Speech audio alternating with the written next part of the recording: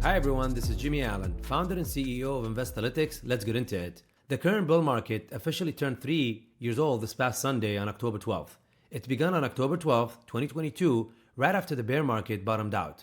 Now, if you look at the data over the past 80 years, there have been about 11 other bull markets. And on average, they last about 5.4 years. So at 3 years in, this cycle isn't old at all. It's actually about middle age by historical standards.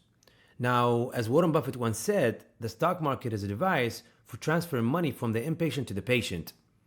Now, that quote really sums it up because most people, they try to outsmart the market, jumping in and out, but it's the patient ones, the data-driven ones, who actually come out ahead over time. Let's look at some slides.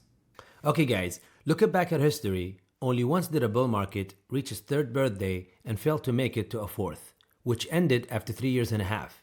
Every other time, once a bull market made it to year 3, it kept going at least for another year or more. Now, what the data tells us that hitting the 3-year mark is typically a sign of strength, not exhaustion. Most bull markets that survive this long keep climbing for a while before they finally run out of steam. Now, this bull market was up about 91% so far from the 2022 lows. That might sound like a lot, but it's actually less than half of the average gain of prior bull markets, roughly about 186. So we're on 91% gain right now, and the average is about 186. So even though prices have risen sharply, history suggests there could still be room to run.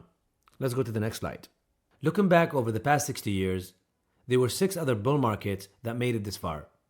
And every single one of them kept going for years beyond this point. The shortest of those lasted about 5 years. 2 stretched for more than 9 years, and altogether they average about 7.8 years in total. Now, that doesn't mean this bull market will follow, the same path, but it does show that market expansion often lasts far longer than most people expect.